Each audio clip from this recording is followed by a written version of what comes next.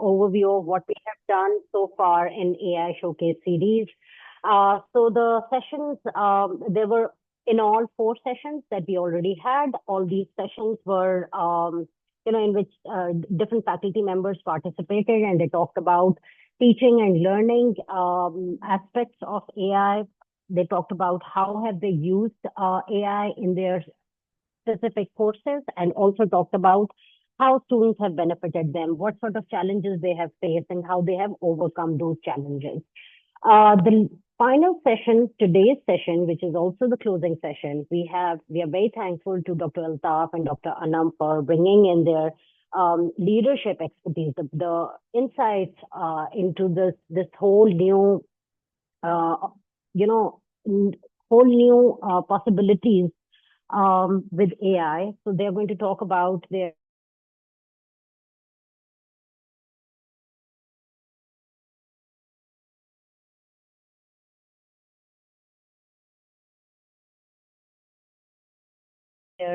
own experience. But before a single rule, it involves many different rules. So it's like running an orchestra, because you are in contact with your team also. You have to work on team dynamics. You also have to have a vision for innovating teaching practices, for innovating assessment practices. You also have to comply with the overall institutional policies. You have to be conscious of the governance protocol. So there's so much that one is, kind of juggling with. In all of this, when given the possibility of offloading some responsibilities and seeking help from a machine, it can be beneficial, but then it requires really, really careful selection of what you want to do with AI, because everything and anything that you do with AI also poses extreme challenges and, not just challenges, but the data privacy issues are there. So you can't really, use AI for generating or for creating your own academic vision. That has to be natural. It has to come from within. So with this, giving you just an overview and the background of academic leadership, that it is not very simple and straightforward role. So I would like Dr. Altaf to please share your slides and talk about your experience with AI. Thank you. Thank you very much. I was lazy enough to share the slides with, here we have those. Yeah. So let me share those. Gaur, do you have the slides? You can help me with these if it's possible. And okay. So let's do that. Yeah, I'll just keep talking a bit. Well, it's Dr. Oh God. Wait, Dr. Mevish, let me check.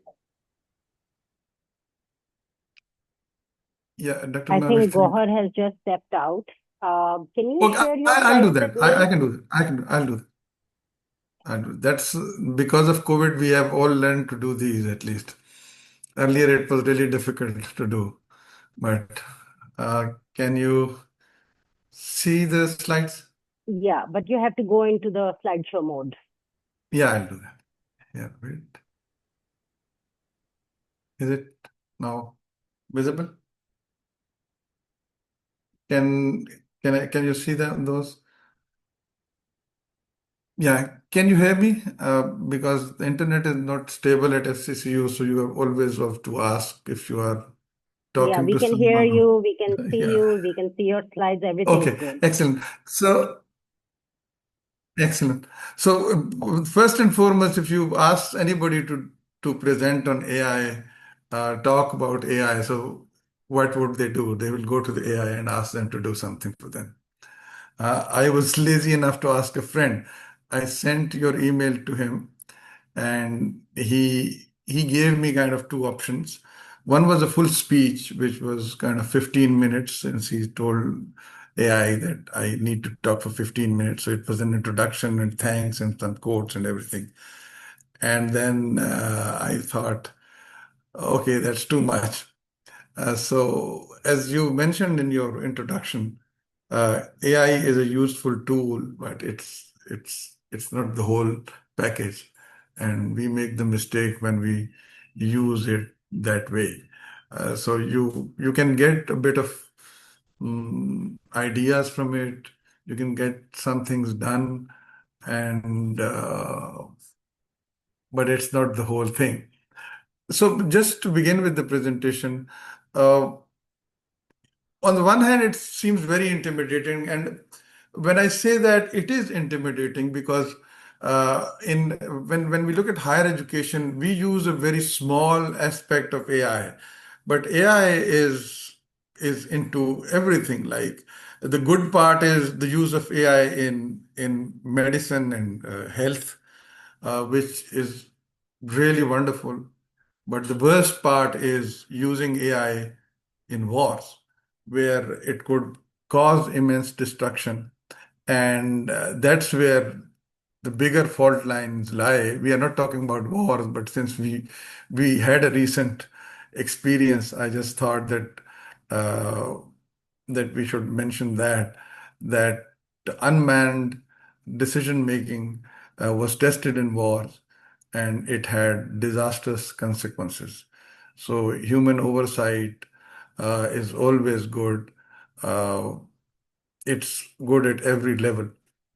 So most of the time, people think that it's just automation, and like the misconception that AI will take over the world, and especially when it comes from people like Bill Gates, who says that maybe in the future um, robots will replace humans who will be controlled by AI, and AI will be controlling itself.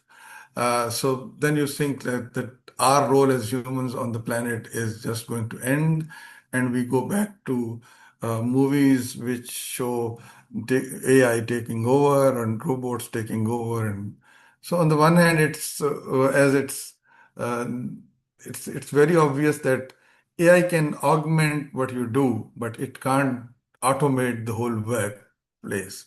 Like even if you wish to do that, it doesn't happen. It doesn't work for you. And then the bigger question is how could it help? Since we have a time frame, so I'll just stick to that. How did it begin? We might have been we might uh, been lagging behind even now if the pandemic was not here. Because in the pandemic, we had this experience with going online, doing a lot of things that we were doing face to face. And so that was a good experience to have, not the pandemic, but the experience with online learning and how we do that. So for people like myself, it was a big change because we most of the time try to do the things the old way, but it didn't work. Uh, as it began by meeting reminders, memos and summaries, brainstorming, I think in one of the biggest helps that it gives academic leadership, especially, is that it saves you a lot of time in brainstorming stuff because it helps you. Especially now, there are two competitors in the market. The Chinese have developed DeepSeek, which is more logical, so it will give you a full detail of how logically you can think about it, or this is how it goes, and then you go to ChatGPT, it will categorize it for you. Then there are other apps which will just help you format it, do a lot of things. But sometimes, if you look at the final product, it's too good that you will think that I couldn't do it. Let's keep it the way it is. That would be a mistake. Uh, like what AI enhances basically leadership tasks. So it's the basic. I remember when I was working at a public sector university, and my office manager came to me, and I wrote a letter to the vice chancellor. These are kind of routine requests, and he came to me and he said, "Sir, what you have written is wrong." And I said, "So why is it wrong?" And he brought uh, a print out of computer of the templates that they used to use in such cases. And he says, "This is the wording, sir." And I said, whether what I am writing is wrong. He said, I don't know, but this is the way we do it. This gave us kind of more templates. And I recently received, since it's about also personal experiences, an email from a colleague. And then the colleague requested me to delete it. I did that because the colleague tried to to write a better email. And these were kind of 15, 20 AI generated emails. So different prompts and coming out, and it was all in the email. But I told the colleague that the one that you have originally written is the right one because you exactly knew what you need and you exactly wrote what you had to write. And since we know each other, you exactly know what kind of a communication process will work best amongst us. So that's very important that we always understand that it could give us a template, it could correct our language, it might give us some ideas, but in small organization, especially when you have face-to-face contact, it's very important to trust yourself and let your own hands and mind do the job instead of rushing to AI and writing a perfect email, writing a perfect request, writing a perfect memo, whatever you wish to do. And Copilot has really helped a lot. But at times, the downside is that if you are a person who's working under somebody, everybody in academia, every position is a sandwich position. There is a boss and there is somebody who relies on you and who follows your decisions. So if you use Copilot and come up with documents every day, 3 or 4 or 5 or 6, then people who have to comply with those requests would be really exhausted. Like one has to keep in mind that all this aid should not come at the cost of uh, like human well-being. Like that's very important to understand. Definitely, it helps in team support. It starts drafts and supports department heads and everything. But again, the human aspect should be kept in mind. Like if a colleague is sick and you are sending an email, uh, which is drafted by AI, which is supposed to be uh, agility, efficiency, timeliness, and everything. And the guy would read it and see, okay, this guy is so insensitive that he doesn't know what I'm going through. And this guy couldn't even write a sentence in a collective email which would have given me some support. It's very important. Like what it's not doing, basically, again, it can't replace critical thinking. But let me share something with you. Like it was art I'm in humanities. So uh, recently, a video was circulated on Father's Day. It's a song, and it's a song which is attributed to a 54-year-old person, and it's a wonderfully written song. It's a wonderfully played song, and it circulated as uh, like as America Got Talent. It got circulated, and angry dads or dads who think like guys of my age who think that their kids are not good enough and they are not giving them proper attention shared that a lot. And I watched that video and I thought this guy seems to be in 70s, in rags, and he has come to America Got Talent. This might not be real. At the end, after millions of sharing, it was AI. So when we talk about art, it's already there. Audiovisual art is, I think, the most difficult, and also devising something for the present is the most difficult to do, and it's happening. So when we talk about critical thinking and say that it can't, we should be very cautious. We should be very cautious because if you go into DeepSeek and you see it's about logic, it's not about categorization. So it does a lot of logical thinking for you. And it gives you, your job is just to see whether it works for you, whether it works for the specific human situation where you work, whether that's like AI might draft something for a military organization and a university in the same way.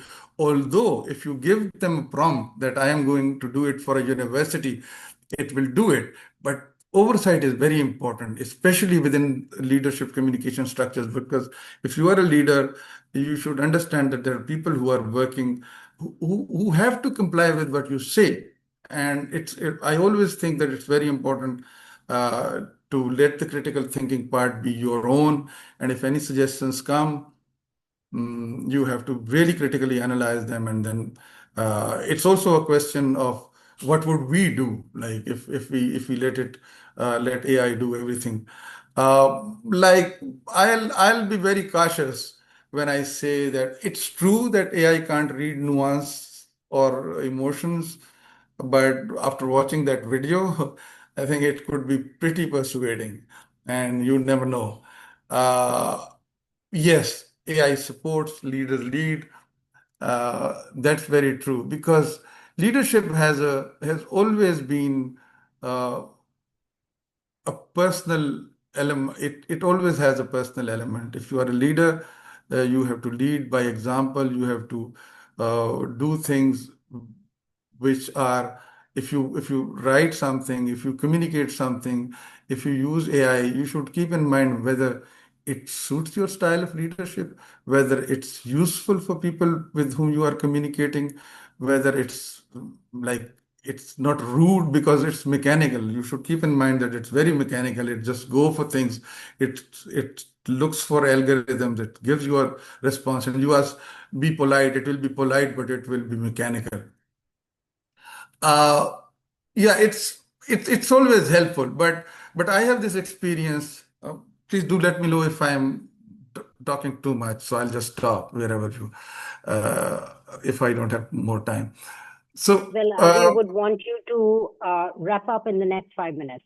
okay, 5 minutes are good enough. So, I have this experience. We have this collaboration with Oslo Metropolitan University, and a friend said that, why don't you take some tips from AI? And I said, because it will give you 12, 13, 15 options, and you can just write down. I did that, and I wrote what we call a concept note for a workshop last year. And I sent it to AI. Didn't write it for me. I just got help from it. And within 5 minutes, I got a response from our partners in Oslo. It seems confusing. And then I wrote one myself, and I sent it back, and I said, I got help in pointers from AI. And they said, that's what we thought, because this is not the way you communicate. So it's always good to get help from to draft strategic documents, which might get you funding, which might get you some new role or whatever. But make sure that it's yours, not AI's. Uh, Yes, it helps also in decision. Here it becomes very difficult. Like decision matrices and collaboration ideas are very interpersonal. Like there are people involved, and especially in higher education, the group is not too big. It's small. Like there's the people you know, people you meet, people you communicate with, people you work with. I won't advise relying too much on that. Yeah, you can, if you are busy, it will save you time. It'll give you some ideas. Uh, yeah, and I really think that interdisciplinary planning, it's really helpful because since I am a journalism professor, my knowledge of other disciplines is very limited. I would really appreciate if I could get ideas that are not simply my discipline centric. Yes, again, we talked about it. I already tried to talk about ethics and or everything. It's at this level, ethics to me in leadership roles is keeping the human aspect alive, respecting other human beings, keeping human dignity in place. So that's very important. Tech gaps happen when you don't have oversight. I think in decision making there is a lot of oversight needed. Uh, yes, it's uh, like it's always about keep communicating. Like you shouldn't say that I got a perfect document and I got a perfect memo and it should work. Leadership is always negotiation process. Yeah, it's not that I can give more prompts and get more clarity. Don't do that to yourself. Just trust yourself. You have been doing since forever. You can do it. Yeah, it's always, if you want to learn the ropes, just play with it. Like this is what I did. Like I got 2, 3 different apps and I thought, how would it work? By the way, I have never used it in that way. Like I'm more like doing it myself. Uh, and also very important that you should be transparent, because AI is a maze that you go get into, and it could be addictive. It could, like, it gives you something which seemed very perfect, and you say, okay, why should I talk to anybody? Why should I be transparent? Why should I look for more? And also amongst colleagues, it's very important that we promote experimentation. And also, we should be open about it. If somebody uses AI and comes up with a document, I think we should openly say, this is what AI gave me, this is what I think about it. Like that's when you do that, you are ethically correct. You have been transparent. You have used it. Not using it would be wrong. And naturally, lastly, it's very important to invest in AI literacy. Although you can just learn it on your own, but I think it's for organizations, it's important to invest in AI literacy. So thank you very much, and I really appreciate the opportunity to talk. Thank you so much, Dr. Altaf. There are a few comments that I have Yeah. for. You talked about use of AI for communication and for creating strategic documents, and also talked about AI literacy for leaders. So can you please identify a few things that leaders should understand in order to use AI to augment their potential? Like we've talked about student AI literacy, we talked about faculty AI literacy, but what is there for the leaders? I know roles overlap. Yeah. Yeah. Yeah. And as I repeatedly say that, first and foremost, I think it's very important that since we in academic leadership you are first amongst the equals. It's not like a general and a major or a captain or a batman. So you have to understand that. AI doesn't understand that. AI will give you something which is very good. And then you also have to keep the group that you are communicating with, who's doing what. Like in academia, in my all these years of experience, I think like having kind of a personal empathy is very important. AI can't give you that. It's helpful. It saves time. And I also think that in leadership positions, sometimes I have seen the leaders do use AI, even their speeches are AI written. It's really funny. You see that a lot now in conferences and everywhere. You can see that it's not theirs and they speak, but they blame others for using it. Like if a colleague develops a report and they tell you this is AI generated, have a look, or this is what I put in. So I think there is this openness in basically owning AI and then using it. Not that or at the top of the ladder you do it, and then when it goes down you say no, that's not normal. And I think it's also, I think in my opinion, the role should be facilitate not like no final product should be AI generated. Like it should always, because if you do that, you are really getting insensitive and inhuman. It's a very natural consequence of using, because there is an element of perfection in it. It's really funny when you ask AI to humanize something, it will add mistakes to it.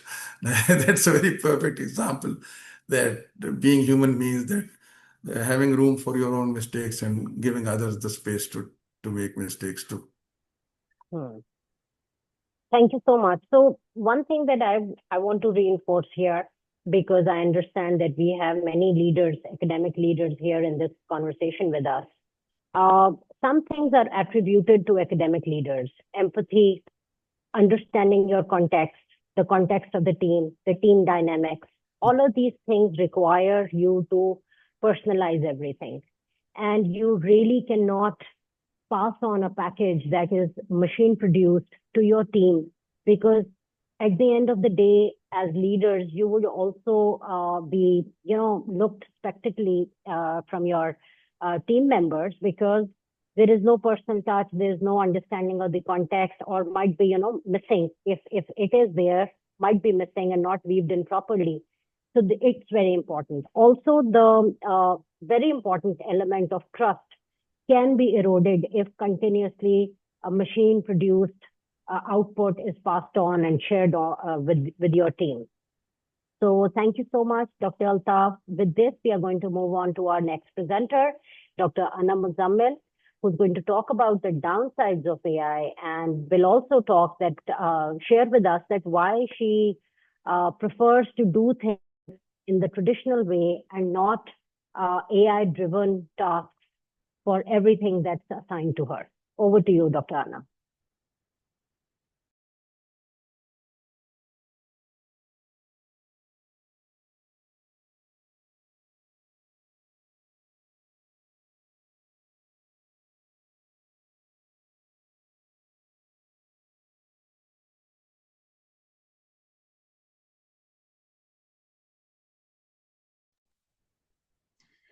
Thank you very much, Dr. Mevish, and thank you very much, Dr. Altaf. I think everything that he has said, I do resonate with it about caution that we need to exercise while working with AI. As you rightly pointed out that, I mentioned in my email that sometimes traditional ways of doing things are better in our practice. But I would say that this is just not the case. We are also using AI for a lot of other things, and I will talk about those first. But I think my focus would be that why we are still in some of the tasks, why we are still preferring to do the things that we used to do.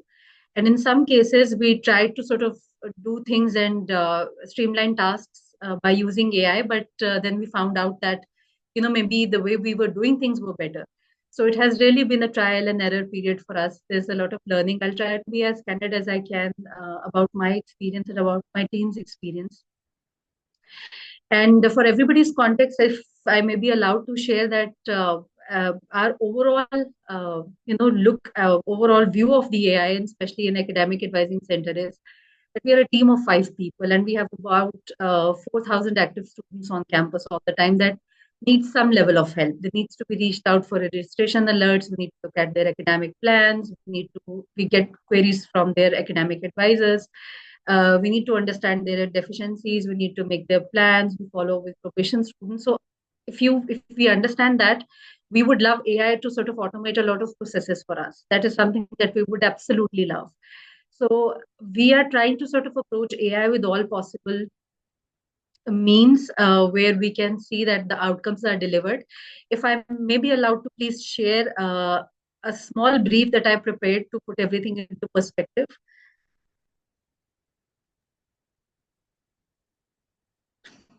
Right. So I hope this is visible on everybody's screen now. Right. So if you look at the benefits, there had been tremendous benefits about AI in the leadership process. It all began with having a very open conversation with the team, with the academic support officers, with student success advisors, that why should we use AI? And this was found that a lot of tasks that we were doing, they could be streamlined, they can be automated, and especially those tasks where, of course, the level of sensitivity was not so high. So, for example, organizing our email traffic and preparing templates for general queries. And then another important element of how AI has benefited was, of course, the consultation strategies. At times when academic support officers are making decisions, so again, using different AI tools help them in their consultation strategies to sort of cross-verify, to check what they are going to suggest is policy informed, is data informed. Academic planning has also been a very important, element that has also been improved through, AI. How our academic plans have improved, I would just share that we used to prepare tentative plans, and then we, of course, share a sample with AI to see that how organized our plans are and where we are missing. Another thing that I would say that, of course, has greatly benefited us is about sensitivity training and confidentiality compliance. As you all know, that our department deals with a lot of student data, which is absolutely and extremely sensitive in nature. It's, of course, students' academic profiles, uh, their, again, academic records, information about, and there are, of course, other information that we have collected over the period of time about their personal life and how their other challenges apart from their academic life are affecting their, overall academic goals. AI has been extremely instrumental, and especially Copilot in Gemini, in terms of providing us guidelines that how, what kind of restraint we need to exercise while looking at that data. It has actually helped us preparing sensitivity statements while we are giving out data. It has sort of integrated various documents where those issues have been addressed about sensitivity and confidentiality. So this self-training journey has really been enabled through AI, and we are very thankful for it. Last but not the least, as far as the benefits are concerned, is of course the time management and forecasting. Uh, what we were trying to streamline our tasks, and we wanted to make sure that we are able to sort of prepare our plans, and we are able to look at the next year, uh, you know, uh, next year's forecasting in terms of workload, in terms of additional resources that we need to have it, in terms of other kinds of arrangements that we need to put in place for the next year, including the budget related sessions. So forecasting, of course, has been extremely helpful, and I think it's only through AI that we are able to sort of roll out our first, task calendar for an entire year. We used to do it for months, like month by month previously. So I would say collectively, the benefit has been about how the processes are streamlined. Day-to-day operations are more streamlined and they are more focused now.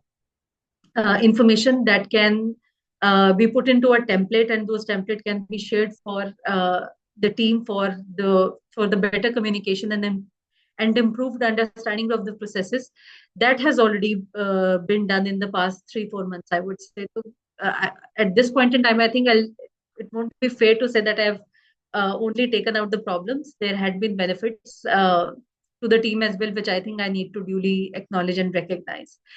But having said that, the challenges are more crucial, and challenges are actually, they need to be considered with more care and with more consideration, because the day-to-day operations are streamlined, and of course, we are very happy about it. But something which is absolutely critical to leadership is strategic planning and vision.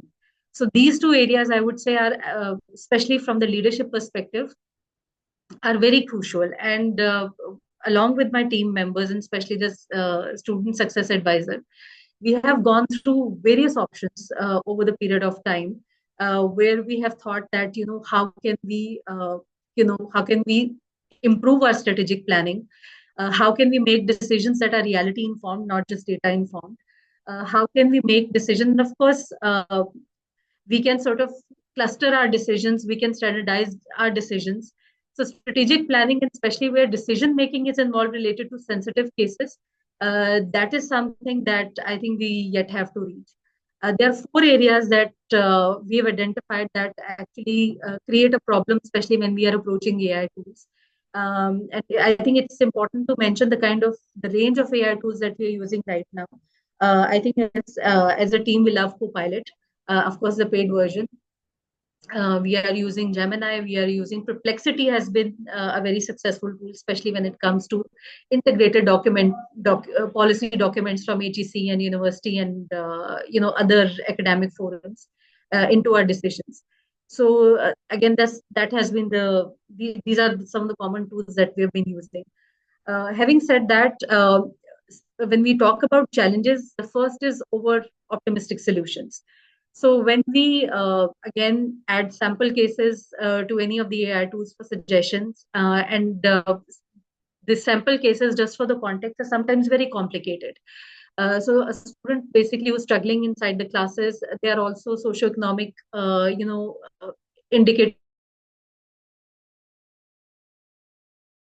Taking help from AI. Then we sometimes also explain, most of the times we also explain the context related issues to a sample case. So the solutions that are provided to us are too optimistic. So one problem that we have identified, that if we continue to rely on the solutions that AI provide, or we at least take them as the reference solutions for the cases that we are dealing in academic advising centers, we probably will be again we will not be very focused on the outcomes that we are trying to achieve. So this is the first problem that we have identified. So if we sort of put the optimistic solutions that AI is providing us against the outcomes that we are trying to gain in terms of student success, we probably will not be able to reach them, because the solutions that AI is providing is not reflecting on the outcomes that we are achieving. And this is something that is, this understanding is based on the last three months of using AI, especially for solution oriented, creating solution oriented scenarios, and at the same time understanding that how student success can be achieved. So for example, if an AI tool tells me that you need to do these time management skills, and you explain these skills and you help students with these skills, and but yet outcomes are not achieved, so which means that AI is trying to sort of give you solutions which are different from reality. Another important challenge that we faced is, of course, Western-centric data. A major challenge, at least at Academic Advising Center, was that Academic Advising Center, I think as a center, as an office, as a facility, is very unique to FCCU. And there are, of course, individual counselors, with the exception of two other universities. There are academic counselors. There are, just one point person for academic counseling, for career counseling, for referrals and everything. So whenever we try to sort of get consultations on student issues for student success, so we used to get very Western-centric data. So the problem was that the data that was reflecting in some of our samples that we were trying to produce is very American-centric. I wouldn't say it was, I mean, there is a global domination in the data we are getting. It was very American-centric because all the references we used to check are from the American universities. Even some of the resources that are available in Pakistan, like Habib and Lums, even they were not reflected in the data that we are gathering. So which means that, especially when we have to look at the practice in Pakistan, we have to understand that the data is going to be Western-centric, and the solutions that they're proposing and the information that they're providing may not be very suitable to the students that we are dealing with. I actually have two samples that I will share at the end of these challenges to help you understand that how sometimes we have to go back to our traditional practice and then sitting down and finding out the right solutions, and then sort of estimating the outcomes and calculating the outcomes more carefully. Data protection issues, something that we would love to have, but we still are hugely struggling with, is data protection risks. We have gone, I think, through privacy statements of various AI tools, including OpenAI. But the kind of data we are dealing with at Academic Advising Center, and especially our data is integrated into a student information system, we have not been able to very successfully sort of integrate our student information system with AI tools available. Of course, if there is an investment in AI, which Dr. Altaf has also pointed out, if we are able to sort of acquire more sophisticated AI tools, maybe then we can integrate that. So first level is that we are not even able to do the integration, because of course there is a challenge that we have our own student information system, which is not like very suitable and very compliant to the tools that are available. So there is, of course, an integration challenge first. But I think more than the integration challenge, as a team, it's we are very, very concerned about how that data is going to be used. So some of the privacy statements that we were going through, especially when we wanted to do some predictive analysis. Of course, when you upload the data on these different AI tools, and when you look at the privacy statements, they're potentially, once the data is at an AI system, it of course creates a potential risk of the confidentiality and privacy. And I think it's the irony is that it's really beautiful experience, at least in my cases. AI has actually trained us on sensitivity and confidentiality, only to realize that AI cannot be trusted for student data predictions and success outcomes. So I think where it has benefited us, it has equally sort of aware us that we cannot use AI, especially when it comes to sensitivity data. The amount of data we upload on these systems, it will be available there forever. And when we were looking at the language of the privacy statements, it is always it may. So there is always a risk involved. So I think that has really been the biggest factor where we have withdrawn in terms of getting the predictive analytics through easily available AI. So that was one of the concerns. And now, of course, whatever we have available is our current system, which is more time taking, which sometimes is more manual, requires more time, more people, more effort, more human resource. But at the same time, the solutions that are readily available in form of AI are problematic in terms of data protection and data security issues. At the same time, automation limitations are there. Something that we very frequently do, and we realize that this could really be a job of an AI. So what we do, we actually verify the graduation requirements, and it is really filling out a checklist where we have to see that student has taken certain number of credits, certain number of courses. It's a very quantitative data. So of course, in addition to qualitative data, where of course there is a risk involved, the quantitative data is not very easy to be handled by AI. There are two examples that I would like to share to sort of explain or elaborate on these challenges that I have pointed out. I'll just quickly share my Chrome with you so you could see.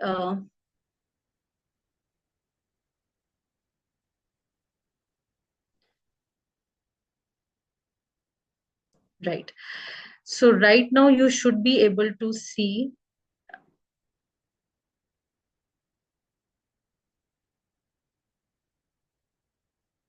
Can you all see Claude.ai on your screens? All right. So this is the prompt, and I would just quickly save you some time, and I'll just quickly tell you what we have done here is. So the prompt is about a typical case that we get at Academic Advising Center, and our task is that we have to prepare an academic roadmap for them. So as far as the student profile is concerned, the student is struggling. Of course, the major struggle indicators are that poor time management. There's a lot of responsibility that he must take because he's the elder son of the family. He's working part-time because he needs to support the family because of financial struggles.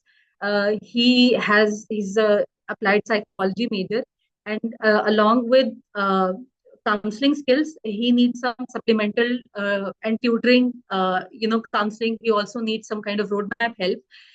So again, a case is sort of entered, a test case is entered into AI. Now the problems that we face, and while we were asking AI to do a roadmap, we have given them the link of a particular catalog where all the graduation requirements for applied psychology are available, just to see the accuracy and just to see that how this academic plan fits into what we want to do. So if you look at here, there are a few things that I've highlighted. Now, for example, it is actually suggesting the student to dedicate a family day per week. Now, for example, a solution like this, we all know is not a very feasible solution. It's not a very recommendable solution to the kind of student profile we are dealing with. So here in Pakistan, we don't dedicate one family day. So you are living with family, you are connected with your family on everyday basis. You are an 18-year-old, but you yet not independent. You are living in one household. So this solution is not very reality informed. So we have to understand that we've started calling it an advising center, that elder son syndrome. So they are not understanding that the elder son syndrome is that this son has to pick up parents from the airport. He has again his sister to drop at school. He has to care for his brother. He's working part time to support his family. So again, the reality of the kind of profile of student we are talking here is not reflected into the suggestions that are given. So that's one. Similarly, if you can take some of the examples now, the exact graduation requirements are fed to this particular AI. But if you can see the kind of codes that it has given against different courses are incorrect, despite providing the initial data. So some of these codes are not even available in the link that we have actually provided AI to do. It is misreading code, different course codes. It does not have a lot of clarity about the graduation requirements in terms of credit division, year-wise division. So it has some general guidelines that we may use, but specific academic plan decisions that I think can only come from the critical thinking.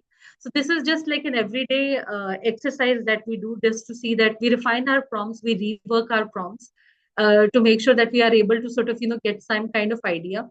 Now, if you look at this typical case outcome, it is great in terms of organizing our thoughts, in terms of only giving us guidelines that where we need to, like how many aspects we need to cover, but the particular solutions and the kind of information that goes into students' academic plan, it will require the manual intervention despite feeding all the correct resources to the particular AI. So that is again that's just one example that on an everyday basis, this is something that we encounter. Although it's a quantitative data and it can be organized in a way that student can be helped over 8 semesters with the academic plan, but the problem is the same, that it is creating a barrier for us to sort of, accuracy barrier that we need to sort of sit down and manually check. So sometimes we feel that, working through AI takes more time and correct, the path of correction that we take. So corrective actions sometimes take more time than just sitting down and make an academic plan, which has your critical thinking and has your overview. Risks are too big. You cannot hand over an academic plan with critical thinking because, it can be devastating if graduation outcomes are compromised. So I think in academic advising center, that is why my first comment to Dr. Mavish was that we are very conscious about what we are doing. Because what we do, if it goes wrong, it is just not a wrong email written, a wrong template sent. It can potentially compromise our student success outcomes. So thank you very much. I think Thank you so much, Dr. Anum. This gives a new perspective to the use of AI. So you see that AI every time, in every situation, in every context does not work. Very quickly, I'm going to show a tool that we use at CLT for team management. After Dr. Anum, showing us the downsides of AI, I'm going to take you back to what wonders AI can do for you. So just give me a minute, let me put it on my screen for you. So here is the tool. It's a team management tool or project management tool, you can say. It's called ClickUp. So we started to use it here at CLT because we have many volunteer students. We have some work study program students. We are growing as a team also. So we wanted to, list out all our projects in one place. You can see here on the left-hand side, all of our open projects, running projects are listed here. And if you go into any one of the projects, I'm not going to show you all the projects, but the safest project to take you through is the institutional AI guidelines. So we have different milestones defined in here, and it identifies that who are the people working on it, what were the due dates, what was the priority of this task, is it complete or incomplete. As soon as a task is not completed or not marked completed before the, or right on the due date, after the due date, it becomes red. So it's easy for the manager to identify at a glance that which milestones were to be completed this week, which have not been completed. So every week on Friday at around 4 o'clock, and you can set the time, your office hours here, you can set the time requirements for different people. All of your, the team members, they can be assigned a specific time duration, which they are supposed to complete or justify while they are working at the department. For example, if I work for 20 hours at CLT, then all of these tasks have to be put together, have to be 20 hours long in a week. Same goes for the other team members. It has helped us a lot in streamlining our internal affairs. Also, understand that there are data privacy issues, so we do not upload any documents here. For document sharing, and our document repository is on the Google Drive, but for the rest of the team assigned tasks to revisit our progress, weekly progress, and to look back at the progress of the project, we use ClickUp. And now, for the last month or so, we are being very conscious about the data privacy issues, and we are shifting away from it in a way that we do not write any project description or anything, but this is a very good tool for determining the time engagement that different team members have while they are working on different projects. Also one more aspect which is really good, and let me put it back again. Sorry. So as Dr. Altaf and Dr. Anum reinforced that leadership roles require vision, and that vision cannot be borrowed from AI. It has to come from within. But sometimes you forget that what were the challenges, what were the issues, the smallest of the challenges, the smallest of the issues that your team had faced while they were engaged in a project. So here, in the end, it says project notes. As soon as I will click on this, it will tell us, it will give a summary of all the projects that have been completed at CLT. And all the the good things and the weaknesses of the project, because here you can, when you, let's say, if I take you through task 1, let's say. So over here, there is a small text box in which you can add details. So if you have faced any issues or difficulties, any sort of difficulties, be it administrative, maybe your line manager assigned unrealistic time duration for you to complete something, just add in here. So at the end of the, when you ask this tool to draft project notes for you, it will ask you which project, and then it will take help from all of this, the notes that you have mentioned, and it will give you the summary of the good things that happened during that project and the things that you have to be careful the next time you do such kind of a project. So very helpful for team management, and project notes can actually help you build up or review your own vision. Sometimes the line managers or the team managers are very unrealistic when they are assigning tasks to their team members. So such things which are data-driven evidences can help them set suitable and appropriate timelines for their team. Now, very quickly, I would like to sum up the series, just because it's, you all know that this is the last session in the series. So let's talk about the key takeaways. What did the series offer our audience, and what are the key takeaways? So the first thing that I think, and you would agree with me, is that we understood how to contextualize different AI apps for the context of FCCU. In this regard, we talked about how to customize ChatGPT in the backend. How can you define your role? How can you explain that which traits or which qualities in the output are mandatory, so that every time ChatGPT receives a command from you or receives a prompt, it should keep in mind that what's your role, where is this coming from? Every time you don't have to give your context. So we talked about contextualizing ChatGPT and also Notebook LM for your particular courses, for the particular task that you conduct with your classes. We also talked about contextualizing AI in terms of giving feedback. So in order to have a gradual model adaptation for your own context, it is very important for students or for users to give feedback to the output generated by AI. Users can give feedback to AI if they know how to give feedback.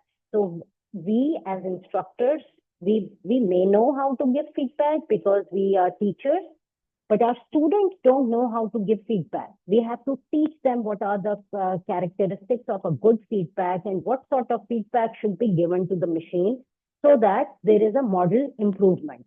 We also talked about discipline-specific use of AI at FCCU. Many of you came forward, you shared the application, use cases of different tools of AI for research, for data analysis, for analyzing student achievement data, and to draw out trends in order to inform your future teaching. We also talked about using AI for with developing rubrics.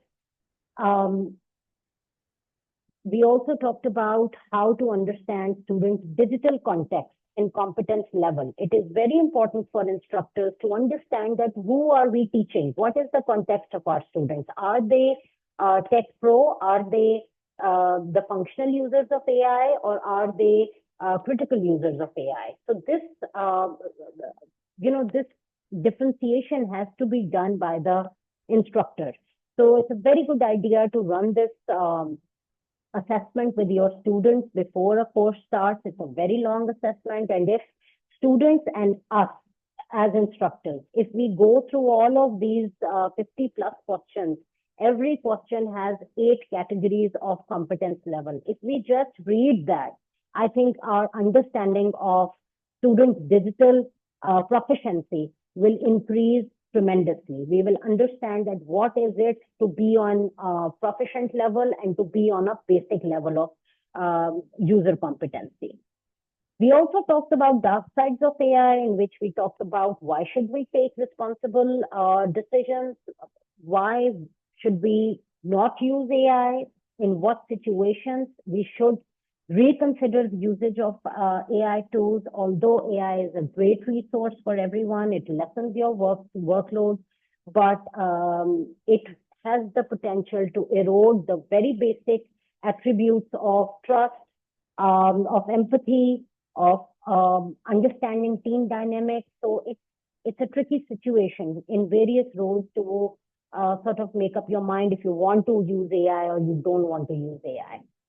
And with this, I want to thank you all for participating in this event. And I think the way forward for us as a community of practitioners is to go ahead and further explore how can we prepare our students for the future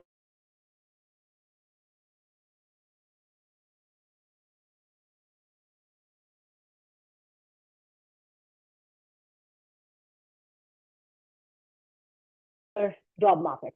And it's not and relearning to adapt to the modern trends and the new expectations of the job market. With this, I want to close this session. Thank you again. Thank you for responding to our questions, review questions. And we'll see you again with a new series on research methodologies, which is starting from the next month. Thank you so much.